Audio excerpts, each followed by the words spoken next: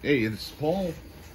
This is a video I'm making on some do's and some don'ts of the K7000 chassis. I get a lot of these in with a blown fuse.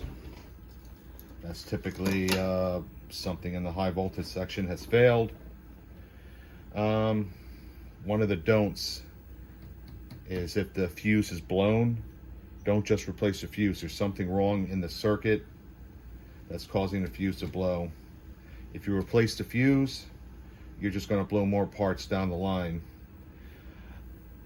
This one had a new I replaced the flyback. I replaced the hot already. I'm going to have to replace the voltage regulator because that's blown.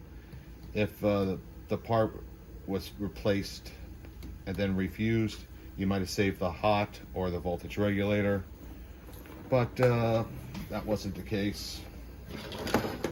To test these guys, on a voltage regulator on a K7000 STR3123, pins legs 1 and 4 are shorted. This is the one I just pulled out. This is the one I'm going to put in. It's open. Got a junction drop there. Perfect. This guy's the one that's going to go in. This one was bad, and like I said, it could have been saved. There's only a few other things on a K7000 that usually blow the fuse. This is the width cap. If that shorts out, that'll blow the fuse, possibly blow the hot. That could, of course, obviously controls the width of the chassis picture.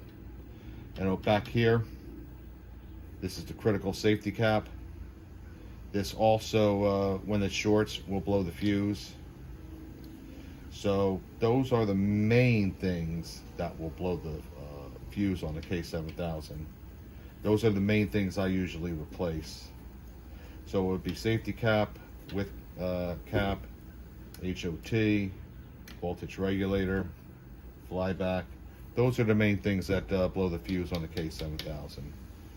There's one other thing I see a lot that blows the fuse on the K7000, and that's over here. These are the bridge rectifier diodes. This chassis needs an isolation transformer to operate properly. If you don't use an isolation transformer, you're going to blow these diodes. They're going to be shorted, and as soon as they short, they'll blow the fuse, and then you'll be sending your chassis in for repair. As you can see, these are good. They've all junction drop of 0.507, perfect. Most of the time they don't blow the outside, they just blow the inside diodes. But always use an isolation transformer on this guy. It needs one. If I'm not mistaken, everything made beyond the K7000 does not need an isolation transformer. The K7201, the K7203, the U2000, U5000, K7400, K7500, none of those need an isolation transformer.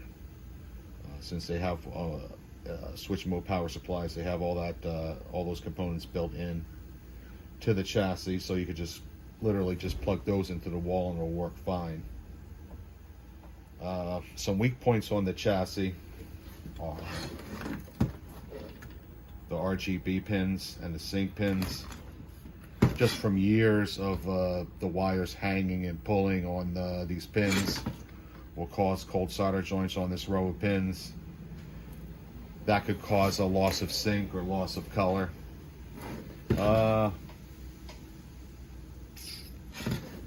These are hot spots here, pretty much here.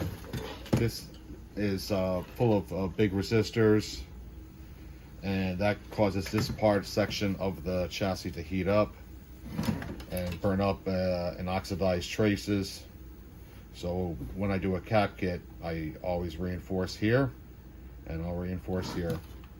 This is a 47 UF cap. Actually, that's a 47 UF cap, 250 volts. This one's 50 volts. These are the two hot spots I address.